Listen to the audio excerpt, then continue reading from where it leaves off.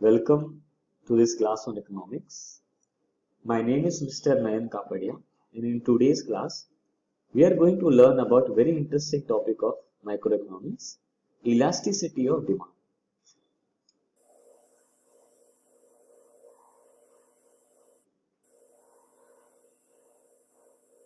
Before we know what is elasticity of demand, let us quickly have a look on this case. Say, your favorite dish at a restaurant is priced at rupees 150. आपकी एक पसंद की एक dish restaurant में 150 की मिलती है. Then you go there, you order that dish. आप जितनी बार वहां जाते हो आप उस डिश को ऑर्डर करते हो. Say the price of that dish is increased to rupees 250. अब मान लो कि वो रेस्टोरेंट वाले उस डिश की कीमत को 250 रुपए कर देते. You may not order it every time.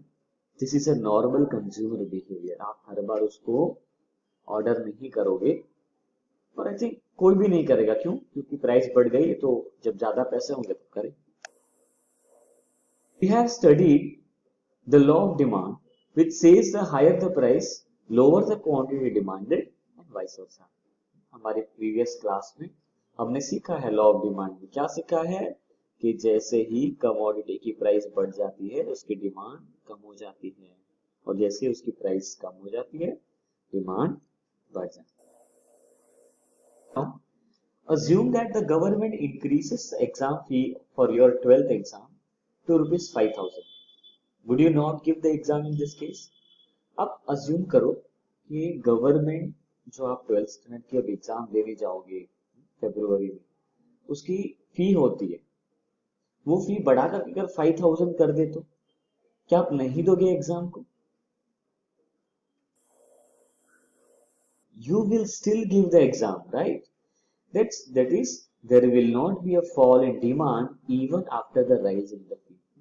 फिर भी आप 5,000 पे करके भी वो एग्जाम के लिए अपीयर करोगे, भले ही प्राइस बढ़ गई, भले ही फी बढ़ा दी. So we can observe that the consumer respond or react to a change in price differently for different commodities in different situations. तो ये देख के हमको क्या समझ में आता है कि कंज्यूमर अलग अलग कमोडिटी के लिए अलग अलग सिचुएशन पे प्राइस को अलग तरीके से रिएक्ट करता है. आप देखो पहले केस में जैसे प्राइस बढ़ी तुरंत डिमांड आपने कम कर दी, लेकिन दूसरे केस में फी ज्यादा होने के बावजूद भी आप उसको पे करने के लिए रेडी हो. सो दिस रिस्पॉन्स और दिस रिएक्शन और this sensitivity towards price is due to differences in the elasticity of demand for different commodity. तो ऐसा क्यों करता है कंज्यूमर की अलग कुछ कमोडिटी को लेके उसका रिस्पांस अलग होता है प्राइस को लेकर, लेकिन कुछ कमोडिटीज को लेके उसकी प्राइस को लेके जो रिस्पांस है वो अलग होता है. ऐसा क्यों? क्योंकि इलास्टिसिटी ऑफ डिमांड के कारण होता है ऐसा. तो क्या है elasticity of demand? So in this chapter we will be studying what is elasticity, what are the types and methods to measure it. तो elasticity डिमांड क्या है, उसके मेथड कौन से हैं, और कौन कौन से टाइप्स की इलास्टिसिटी होती है वो हम सीखें. Concept of elasticity of demand.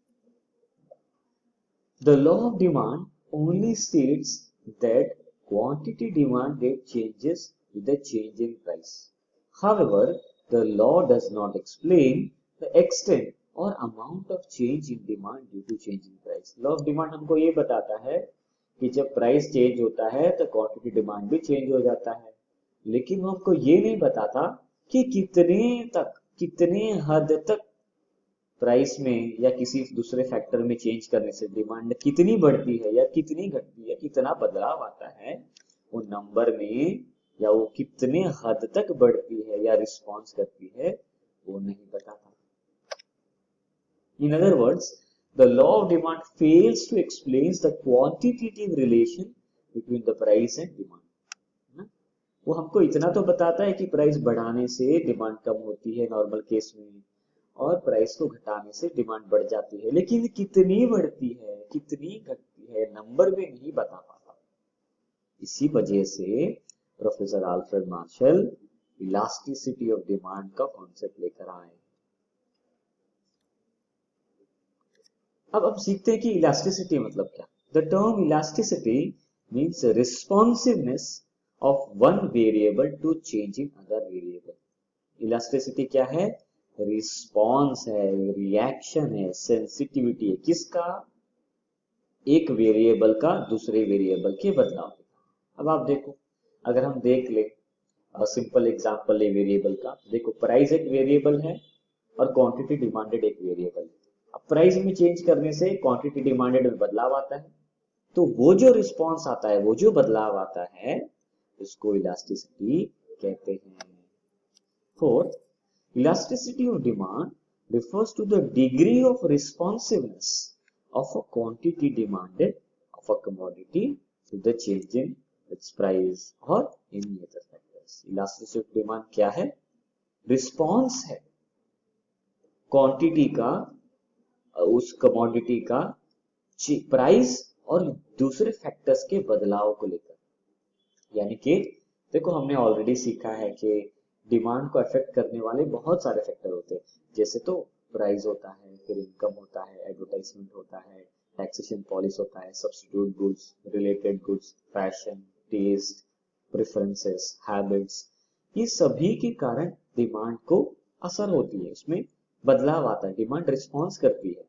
तो ये सभी फैक्टर्स में से जब बदलाव आते हैं, वो उसमें चेंज होने के कारण डिमांड में क्या असर होता है, उसे इलास्टिसिटी ऑफ डिमांड कहते हैं। कितना रिस्पॉन्स आता है, कितना बदलाव आता है क्वांटिटी में, नंबर्स में, उसे इलास्टिसिटी ऑफ डिमांड कहते हैं। Elasticity of demand is measured as a ratio of percentage change in the quantity demanded of a commodity, वो percentage change in its price. तो इसको कैसे मेजर करते हैं, इसको पता कैसे करते हैं? जो चेंज आया है, जितना परसेंटेज फैक्टर में, वेरिएबल्स में आया है, उसका रेशियो कितना डिमांड के ऊपर आया है, असर, रिस्पॉन्स आया है उससे। तो सपोज अगर हम एक वेरिएबल ले लें, जैसे प्राइस को ले लें, सो कैसे बताएंगे हम इसको? Percentage change in the quantity demanded upon percentage change in its price. So friends, I hope ये वीडियो आपको पसंद आया होगा। अगर ये वीडियो आपको पसंद आया तो इस वीडियो को लाइक करें, मेरे चैनल को सब्सक्राइब करें और बेल आइकन को प्रेस करें, जिससे आने वाले सभी वीडियोस का नोटिफिकेशन आपको मिल जाए। सो मैं और भी ऐसे वीडियोस आपके लिए लेकर आता रहूंगा। Thank you so much for listening to this video.